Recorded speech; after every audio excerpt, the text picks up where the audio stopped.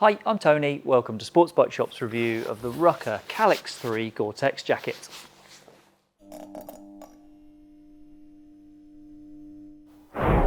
Rukka's Kalix line of jackets has been popular for a good few years now, and this third version will probably look familiar to those of you who've got a Kalix 2. That's because this Kalix 3 is a relatively light update of the old jacket. So if you know all about the Kalix 2 already, then here's your TLDW.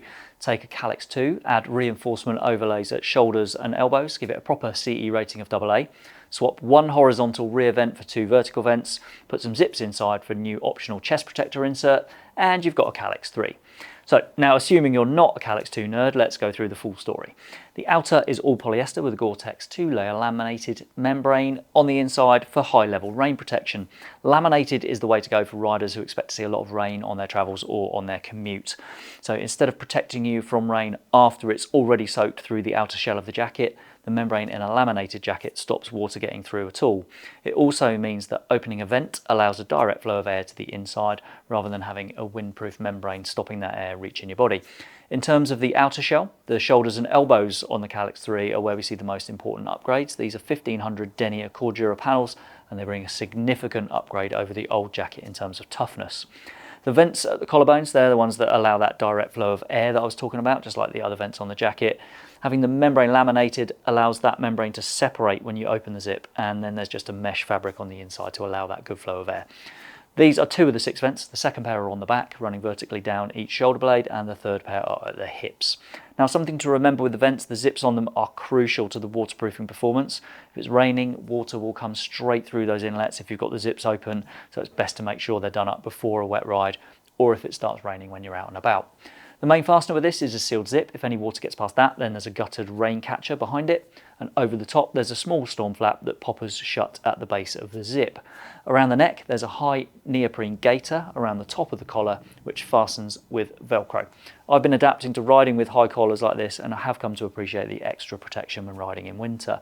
In summer I'm not such a fan, but Rukka's Collar Park helps with that. If you don't want the collar closed, there's a tab that folds in on itself and it stays in place thanks to a small Velcro panel on the underside of the collar. The cuffs, they'll be appreciated by fans of Route 1 simplicity. They're just Velcro fold over panels.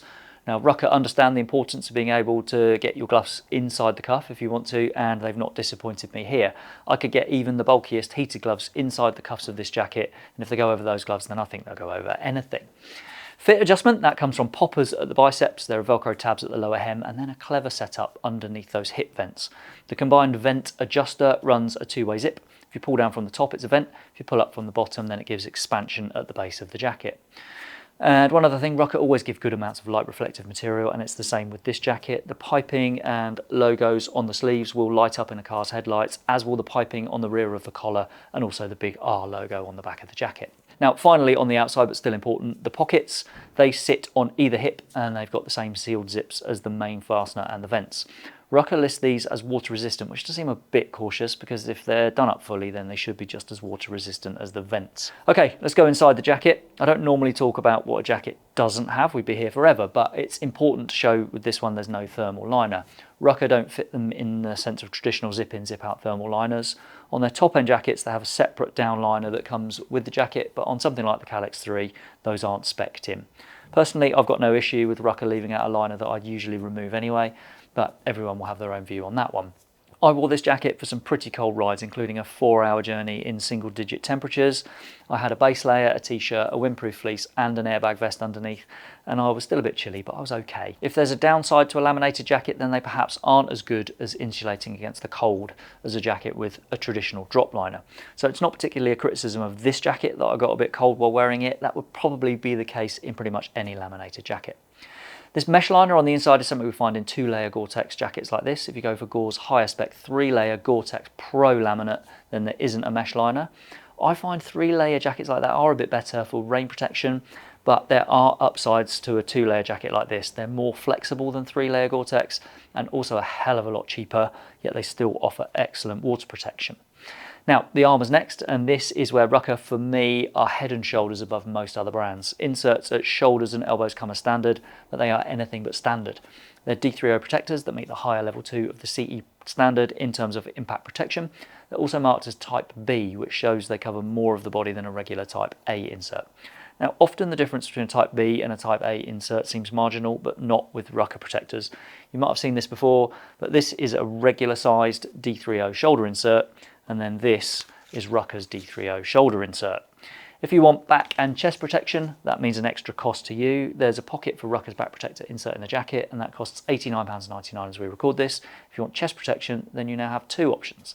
There are pockets for Rukka's two-piece armour inserts, which are £49.99 a pair as we record this. And now there are also zips on either side of the jacket on the inside, and they're for Rukka's new one-piece chest protector, which is still listed as coming soon as we record this. Zipping one of those in will give you two benefits. It protects more of the chest than the two-piece protector, including having no gap up the middle. It also means you can use the chest protector pockets as regular storage pockets. One of the criticisms of the previous generation Kalix was that putting chest protectors in the chest protector pockets left you with no other internal pockets for your stuff.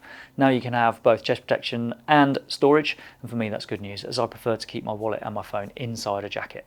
I used these pockets to store both of those while reviewing this jacket, and I had plenty of room even for more stuff if I wanted it.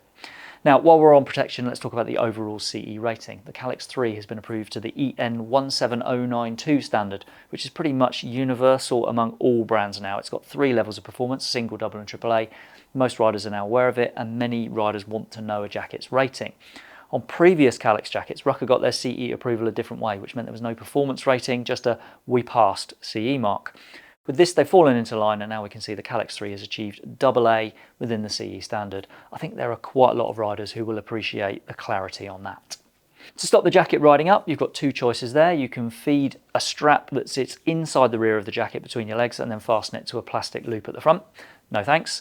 Alternatively, the long zip will connect to Rukka trousers that have the corresponding zip. There are Kalix 3 trousers available. They're made in the same way as the jacket with the same materials. You've got Gore-Tex 2-layer laminate with 1500 denier Cordura knees and hips, proper D30 armour and direct air venting.